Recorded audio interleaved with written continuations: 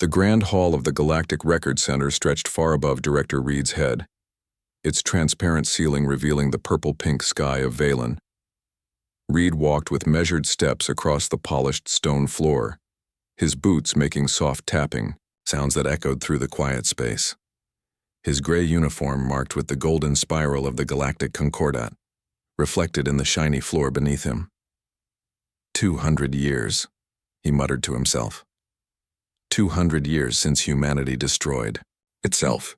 Reed reached the central display terminal and placed his hand flat against its surface. The screen lit up immediately, recognizing his authority.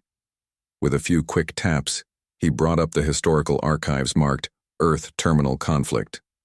The display filled with images of a blue-green planet wreathed in smoke and fire. Reed had seen these records hundreds of times during his 30 years as Director of Historical Truth.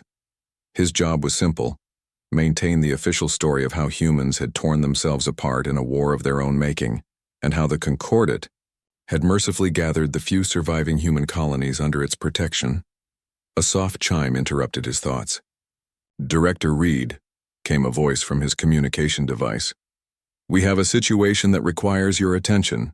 Urgent classification." Reed frowned. "I'll be in my office in 5 minutes."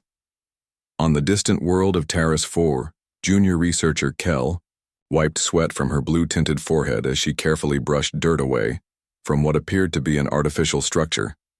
The dig site had been active for 3 standard months, uncovering what they believed was an old mining operation from the early days of the Concordat's expansion.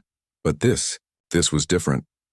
"Pass me the light probe," Kel said to her assistant, not taking her eyes off her discovery. The cool metal tool was placed in her outstretched hand, and she carefully ran it along the edge of what appeared to be a doorway. The readings made her heart beat faster. "This isn't Concordat construction," she said quietly. "The metal composition is unfamiliar." Her assistant leaned closer. "Could it be from the pre-unification era?" Kel shook her head. "No. The dating analysis puts this at approximately 200 years old." She hesitated before saying what they were both thinking. Right around the time of the human extinction, the team worked for hours to clear the entrance. When they finally managed to unseal the door, stale air rushed out, carrying the smell of metal and something else, something old but preserved. Kel led the way, her light probe casting long shadows across the walls of a corridor that sloped downward. The walls were plain, unadorned metal, but as they walked deeper, markings began to appear. "Are those letters?" her assistant asked, pointing at symbols etched into the wall. Kel nodded slowly. "Old human language. English, I think." She ran her fingers over the markings. "I can't read much of it, but this part says, Emergency Shelter 7. The corridor ended at another sealed door, this one smaller but made of thicker material. It took their cutting tools nearly an hour to break through. Beyond was a single room, perhaps 5 meters square. It was completely empty except for a small metal box sitting precisely in the center. "Scan it," Kel ordered, suddenly cautious. The scans showed nothing dangerous, no energy signatures, no radiation, no biological material, just metal and some basic electronic components. With careful movements, Kel approached the box and lifted its lid. Inside was a simple device, rectangular in shape with a dark screen on one side. It appeared to be some kind of communication tool, but unlike any current Concordat technology, it's human tech, Kel whispered. "Has to be." When she picked it up, the device activated instantly. The screen lit up with a soft blue glow displaying nothing but numbers. As they watched, the last digit changed. "WA59, it's counting down," her assistant said, voice trembling slightly. "Days, hours, minutes, seconds?" Kel nodded slowly. 30 days, I think." She looked around the empty room again. Why would someone leave just this? And why here? Back on Valen, Reed stared at the report on his desk, then at the images of the device now secured in a containment field in his private laboratory. "And you're certain this was the only item in the chamber?" he asked the holographic projection of Kel that hovered above his desk. "Yes, Director, nothing else, just empty walls and this device." Reed drummed his fingers on his desk. Your report says the countdown appears to be marking 30 standard days. Any idea what happens when it reaches 0? None, sir. The technology is unlike anything we have on record. It's definitely of human origin, but far more advanced than what we thought they were capable of before their extinction. Reed's gaze drifted to the small vial of pills on his desk. Medication to manage his chronic headaches. The doctors had told him they were caused by stress. The stress of knowing things others didn't. Seal the site, he ordered. Complete classification level Omega. No one discusses this finding with anyone. The device will be transported to my facility on Valen immediately. After ending the communication, Reed stood and walked to the window of his office, looking out at the sprawling capital city of the Concordat. 200 years of peace and progress. 200 years since the human problem had been resolved. He pressed a hidden button beneath his desk, activating a secure communication channel that bypassed all standard Concordat systems. This is Director Reed. Access code Prometheus 7 Delta. We have a situation. A human countdown device has been discovered on Terrace 4. There was a long pause before a distorted voice replied, Just one? Reed froze. What do you mean, just one?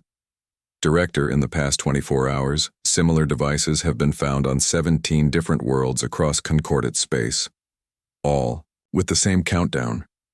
The headache that had been threatening Reed all day suddenly bloomed into full, throbbing life. Impossible. There's no way humans could have placed these devices. They're gone. We made sure of it. Apparently, the voice replied, we were wrong. That night, halfway across the galaxy on a small agricultural world, a maintenance worker named Tom jerked awake from a strange dream. In it, he had seen blueprints and diagrams that made no sense to him, technology beyond his understanding. His hands trembled as he reached for a light and then for paper and pen. Though he didn't understand why, he felt compelled to draw what he had seen in his dream. As the rough sketch took form, something deep in his genes, something from his distant human ancestry, stirred to life. Far below the surface of his world, hidden in a forgotten bunker much like the one on Terrace 4, another countdown device ticked away. 1742. 8 The forgotten children of Earth were about to remind the galaxy of their existence. Director Reed paced the length of the secure laboratory, his hands clasped tightly behind his back. Around him, 12 of the Concordat's top scientists worked in tense silence, their attention fixed on the human device that floated inside a containment field at the center of the room. Bell 4, 3722. The countdown continued its steady march towards 0. Each passing second made Reed's stomach twist tighter. Nothing? He asked the room at large. The lead scientist, a tall woman with pale green skin named Dr. Lin, shook her head. The outer casing is made of a metal alloy we can't identify. Our scans can't penetrate it, and we can't risk damaging it without knowing what's inside. Reed stopped pacing. We've found 53 of these devices so far, on 53 different worlds, all synchronized to the exact same countdown. This was not random. This was planned. By who? Dr. Lin asked. The humans have been gone for 2 centuries. Reed didn't answer. Some truths were not meant for everyone. I want a new team, he announced suddenly. Bring me specialists in ancient human technology, and find me anyone with human ancestry who has technical expertise. Tom sat in his small apartment surrounded by sketches. For 7 nights straight the dreams had come, visions of circuits and components that made no sense to him when awake. Yet his hands seemed to know what to draw. The dreams were getting more intense. Last night he had seen not just technical drawings but a face, a woman in what looked like a uniform, speaking words he couldn't hear. As the maintenance supervisor for the agricultural monitoring systems, Tom had access to the settlement scrapyard. Over the past few days he had been collecting pieces, discarded communication devices, old power cells, broken scanners. Tom didn't understand why he was building this thing. He only knew that he had to. A knock at his door made him jump. He quickly gathered the sketches and shoved them under his sleeping mat before answering. 2 officials in Concordat uniforms stood outside. Tom Ward? One of them asked. Tom nodded, his mouth suddenly dry. You've been selected for a special assignment on Valen, the official said. Your technical skills and genetic background make you uniquely qualified. Genetic background? Tom asked. You have traces of human DNA, more than most. It's in your file. Tom had always known this. His great-great-grandmother had been one of the few human survivors integrated into concordate society. But no one had ever thought it important before. When do I leave? He asked. Now, across the galaxy, whispers spread from world to world. Despite the Concordate's attempts to keep the discoveries secret, rumors leaked through trading posts and transport hubs. On the desert world of Nazara, crowds gathered outside an ancient building, where one of the devices had been found. They brought offerings and sang songs about the human return. In the crowded orbital stations of the Merida system, preachers spoke of the great reckoning that would soon come to punish the Concordate for sins long hidden. The Concordate Council called an emergency session, broadcasting reassurances that the devices were merely relics from the past with no significance. Few believed them. Tom arrived at Reed's facility on Valen and was immediately taken to the lab. The countdown now read 21:15:07. Mr. Ward, Reed said, approaching him. Thank you for coming. I understand you have technical training in human ancestry. Tom nodded, trying not to show his discomfort. The device floating in the containment field looked exactly like what he had been seeing in his dreams. We need insights into how this human technology works, Reed explained. We thought someone with human blood might sense something we can't. Tom approached the containment field cautiously. May I? He asked, gesturing toward the controls. Dr. Lin looked to Reed, who nodded. She lowered the field, allowing the device to rest on the table. Tom's fingers trembled as he reached for it. The moment his skin touched the smooth metal surface, images exploded in his mind. Not just technical diagrams now, but coordinates, formulas, faces of people he'd never met. He gasped and pulled his hand away. What did you see? Reed demanded. Nothing. Tom lied. Just, it felt cold. Reed looked disappointed but not surprised. You'll join the team anyway. We need all the help we can get. That night, in his assigned quarters, Tom couldn't sleep. The images from his touch contact with the device kept swirling in his mind. One set of coordinates repeated over and over.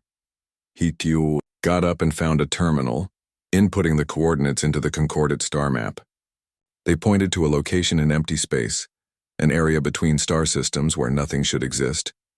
The dreams had been guiding him to build something, a receiver of some kind. He needed to continue the work he had started at home. Tom slipped out of his quarters and made his way to the facility's storage area. Using his new clearance badge, he began collecting parts similar to those he'd gathered before. 15 days before zero, it happened. Tom was in a planning meeting with Reed and the science team when the floor beneath them vibrated slightly. Everyone fell silent. What was that? Reed asked. Dr. Lin checked her instruments. A seismic event, very minor, just barely detectable. Valen doesn't have seismic activity, Reed said. The planet is geologically dead. The communication system chimed. A frantic voice came through. Director Reed, we're receiving reports of seismic events on multiple worlds, all worlds where countdown devices were found. Reed's face went pale. How many? All of them, sir. Every single one. Same time, same intensity. The room fell into stunned silence. Tom felt a chill run down his spine. In his hidden workspace, the receiver he had been building was nearly complete. Tonight, it would be ready. Later that evening, as Valen's 3 moons rose in the purple sky, Tom activated his creation. The small device, cobbled together from stolen parts and guided by dream knowledge, hummed softly in his hands. For several minutes, nothing happened. Then a light began to blink on its surface. Steady, rhythmic pulses that matched his heartbeat. The receiver was picking up a signal, but from where? The empty coordinates? Tom adjusted the settings according to instincts he didn't understand. Suddenly, a beam of light shot upward from the device, forming a small holographic projection. It was the woman from his dreams, dressed in a uniform with symbols he didn't recognize. For a moment, the image flickered, then stabilized. Identity confirmed, the hologram said. Genetic marker recognized, human bloodline authenticated. The woman's face looked directly at Tom, as if she could see him across centuries. Preparation protocol activated, she continued. Phase 1 is complete. The awakening has begun. The hologram disappeared, leaving Tom alone with his rapidly beating heart and a single thought. The humans were coming back. The morning after Tom activated his receiver, he reported to the lab with dark circles under his eyes. He had barely slept, his mind racing with questions about the holographic woman and her message. The countdown on the mysterious device now. WID 15, 07, 22, 15 days remained until whatever was coming. Director Reed looked equally tired, his uniform wrinkled as if he had slept in it. The tremors have continued, he announced to the assembled team. Every 6 hours, exactly on schedule. Still minor, but growing stronger each time. Dr. Lin projected a galaxy map onto the main screen. Red dots appeared on 53 worlds. The pattern is strange, she said.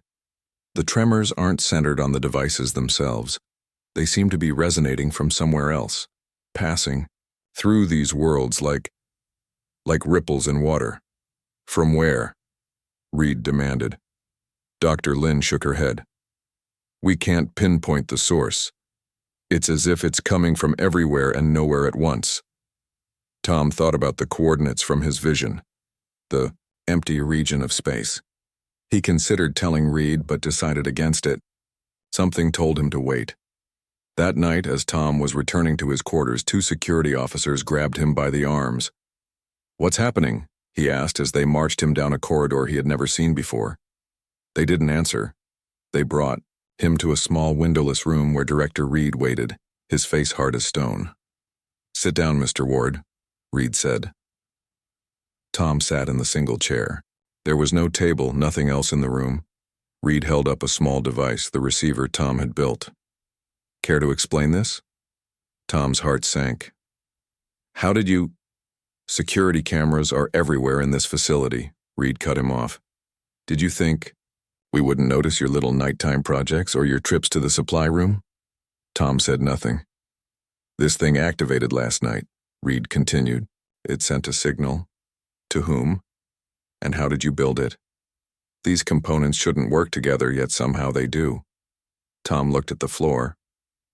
I don't know how I built it. I just knew. Knew? Reed's voice was sharp. How could you know advanced human technology that hasn't existed for centuries? Tom looked up at Reed. The same way I know you're lying about humans being extinct. Reed's face went perfectly still. For a long moment, neither man spoke.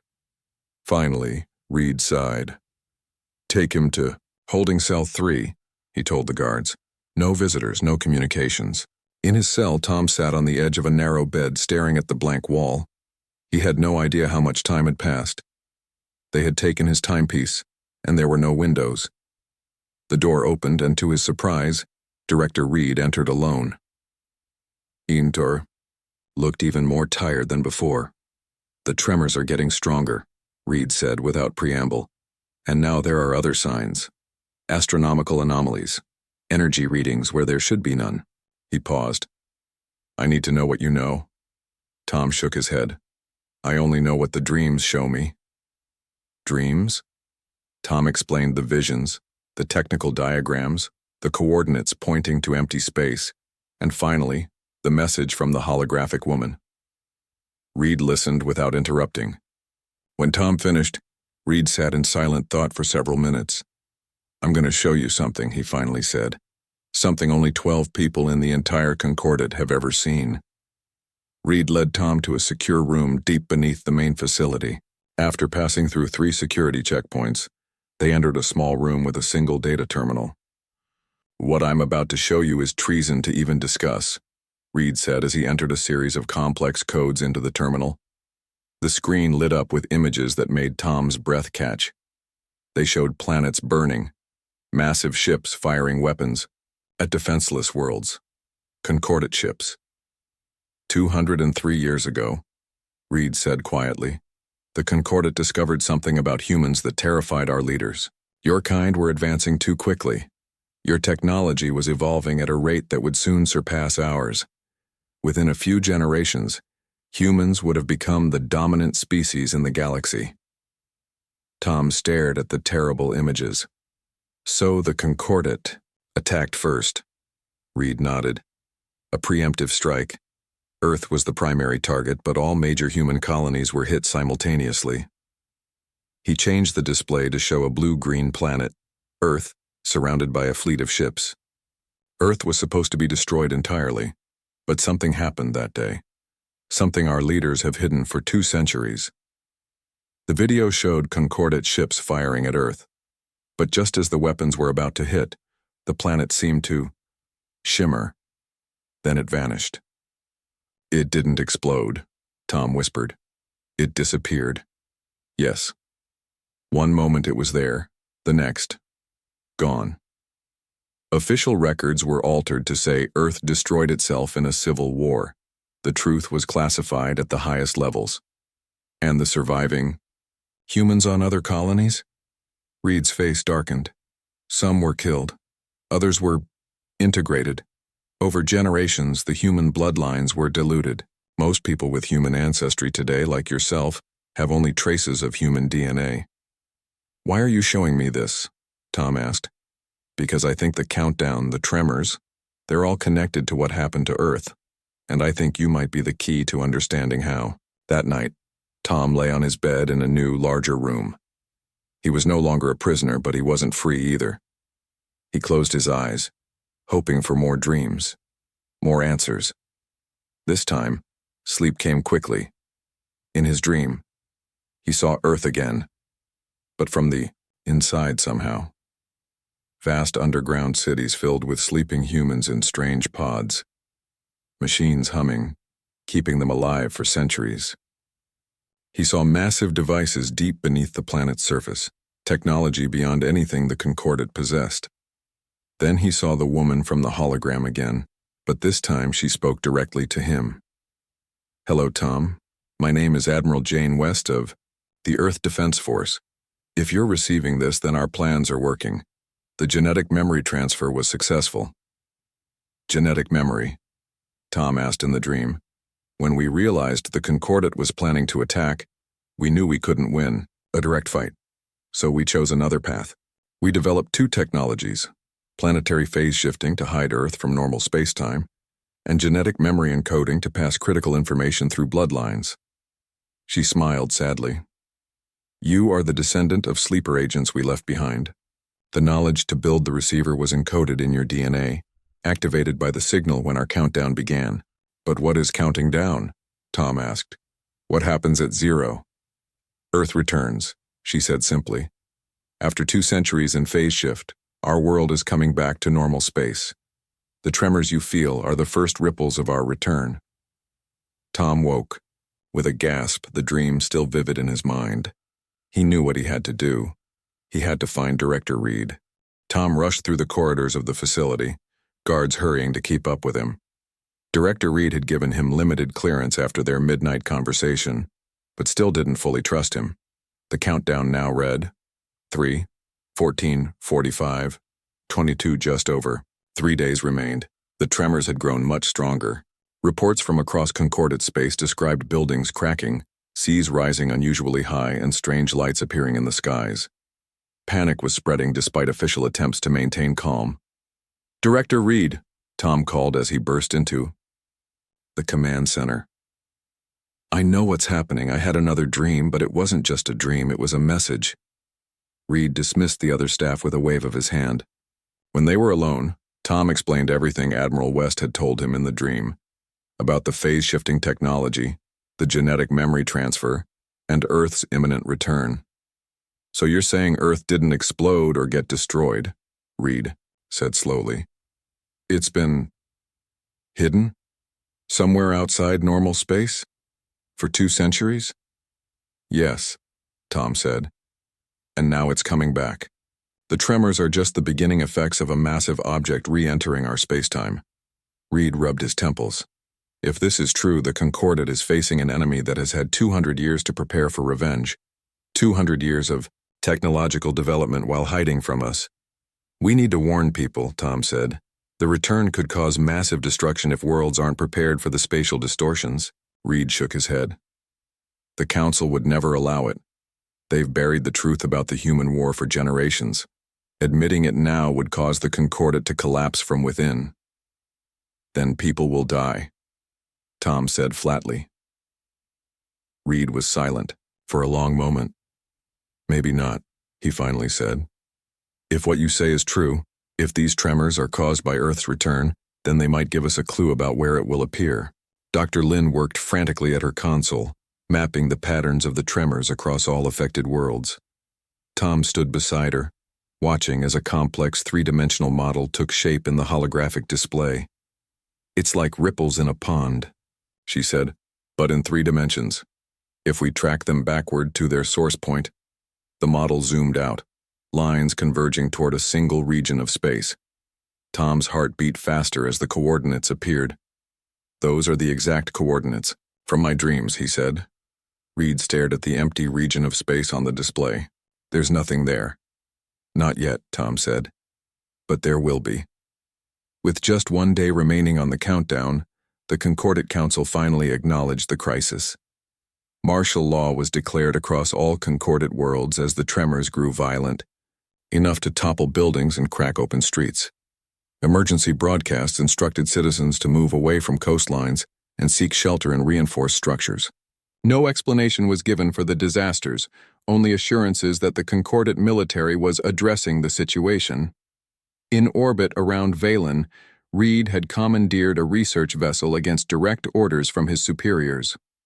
Tom stood on the bridge, beside him, watching the stars through the main viewport. We should reach the coordinates in 6 hours, the pilot announced. Though I still don't understand what we expect to find in empty space. Just get us there, Reed ordered. 5 other Concordat ships had been dispatched to intercept Reed's vessel, but he had chosen the fastest ship in the fleet. They would reach the coordinates before anyone could stop them. As they approached the empty region, the ship's sensors began to malfunction. Energy readings are off the charts, the science officer reported. But I can't identify the type of energy. It's like nothing in our databases. Reed turned to Tom. What should we expect? Tom shook his head. I don't know exactly. The dreams only showed me that Earth would return, not how. The countdown on Tom's receiver now read 0103:17 just. Over 1 hour remained. Director, the communications officer called out. We're receiving transmissions from across Concordat space. The tremors have reached critical levels. Major cities are reporting significant damage, and there's something else. What? Reed demanded. Astronomical anomalies. Stars appear to be shifting position when viewed from affected worlds. Space itself seems to be bending. Tom felt a chill run down his spine. It's starting. The final minutes of the countdown passed in tense silence on the bridge. When it reached 0, nothing happened for several seconds. Then a point of light appeared directly ahead of their ship. Small, at first like a new star being born. It grew rapidly, expanding outward in all directions. The ship's proximity alarms blared as the energy readings spiked beyond measurable levels. Brace for impact, Reed shouted. But instead of hitting them, the expanding light seemed to pass through the ship like a ghost. For a brief moment, every screen and viewport showed only blinding white light. When it faded, the empty space before them was empty no more. A planet hung in the void. Blue oceans, green and brown land masses. White cloud swirls. Earth. Exactly, as Tom had seen it in his dreams, exactly as it appeared in the ancient records. But Earth wasn't alone. Around it orbited hundreds of ships, massive vessels that dwarfed the largest Concordat warships. Their designs were sleek and strange, clearly built using technology far beyond current Concordat capabilities. 200 years, Reed whispered. They've had 200 years to prepare. The communication system suddenly activated on its own. A voice filled the bridge. Strong, confident, human. Attention Concordate vessel. This is Admiral Marcus Stone of the Earth Defense Force. Your presence has been noted. Please maintain your current position and prepare to receive representatives. Before Reed could respond, a smaller craft detached from one of the massive Earth ships and headed toward them. They're coming aboard, the security officer warned. Reed straightened, his uniform. Let them. We're about to meet the ghosts of humanity's past. He turned to Tom. And perhaps the architects of the Concordate's future. Tom stared at the approaching ship, feeling a strange mix of fear and belonging. The genetic memories stirred within him, recognizing his ancestral home even though he had never seen it before. Earth has returned, he said softly, and the galaxy will never be the same. Across Concordate space, the appearance of Earth sent shockwaves through every communication channel.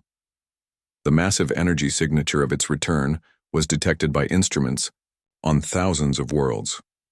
On the Concordate capital, the Council gathered in emergency session as reports flooded in about the massive fleet that had appeared alongside the legendary lost human homeworld. How is this possible? The Council leader demanded. Earth was destroyed, we all saw the records. An aide approached nervously, handing over a datapad. Sir, we're receiving a transmission. It's being broadcast on all frequencies, across all Concordate worlds simultaneously. We can't block it. The Council chamber's main screen activated without command. The face of Admiral Stone appeared, his expression stern but controlled. People of the Galactic Concordate, he began. 2 centuries ago, your leaders tried to destroy humanity because they feared our potential. They told you we destroyed ourselves. They lied. His image was replaced by footage of the Concordate attack on Earth, the same classified records Reed had shown Tom. We did not perish. We evolved. We remembered. And now, we have returned. The small Earth shuttle docked with Reed's research vessel. Tom stood beside the director in the main airlock, his heart pounding as the doors slid open. 3 humans stepped aboard, 2 men and a woman, all wearing dark blue uniforms with gold insignia that Tom recognized from his dreams. The woman in front had to be Admiral Marcus Stone. She looked younger than Tom had expected, perhaps in her 40s, with short gray hair and alert eyes that missed nothing. Director Reed, she said, extending her hand. Thank you for coming, to meet us rather than running away. It shows wisdom. Reed shook her hand stiffly. I'm not sure the Council would agree with you. Stone's eyes shifted to Tom. And you must be Tom Ward. We've been monitoring your genetic signal for some time. My signal? Tom asked. The genetic memory implants create a unique pattern we can detect, she explained. When your memories began to activate, we knew the countdown was working. Reed stepped forward. Admiral, I need to know your intentions. Your fleet could destroy the Concordate with ease after 200 years of technological advancement. Is that why you've returned? For revenge? Stone's expression remained neutral. If we wanted destruction, Director, we wouldn't be having this conversation. We would have reappeared in the heart of your capital world and reduced it to ash before anyone knew what was happening. She gestured back toward her shuttle. Please come with us to our command ship. There are things you should see. The Earth vessel was unlike anything Tom had ever experienced. The corridors seemed to glow with their own light. Doors opened automatically as they approached. The air smelled fresher, cleaner than any ship or planet he had visited. 2 centuries of isolation forced us to become self-sufficient, Stone explained as they walked. We had to develop technologies to sustain millions of people on a planet that existed outside normal spacetime. They entered a large circular room with a central table that projected a holographic display of the galaxy. When Earth shifted out of normal space, Stone continued, only about half our population was able to make it to the shelters. The rest, millions of people, were abandoned to the Concordate's attack, including many of our ancestors. She looked directly at Tom. Those who survived on the colonies were systematically broken, their identities erased over generations. But we never forgot them. We left behind the countdown devices and encoded genetic memories in bloodlines we predicted would survive. Reed frowned. Why wait 2 centuries if you had this technology? Why not return sooner? Phase shifting an entire planet isn't like jumping a ship through hyperspace, Director. Earth needed time to stabilize after the shift. And we needed time to prepare, to build our fleet, to develop our technologies, to ensure that when we returned, The Concordat would have no choice but to listen. On the Concordat capital world, chaos reigned. Admiral Stone's broadcast had reached every corner of Concordat space. Citizens were demanding answers about the human war that had been hidden from them for generations. The council leader stood before a hastily assembled emergency session, his voice barely audible over the shouting. Order. We must maintain order, he yelled. This human deception changes nothing. They attacked us first. The records have been altered. An aide rushed in with a data pad. Sir, we're detecting massive energy signatures. The human fleet has deployed smaller vessels to 17 major Concordat worlds. Attack formations? The leader asked. No, sir. They appear to be broadcasting. More evidence, historical records. They're revealing everything.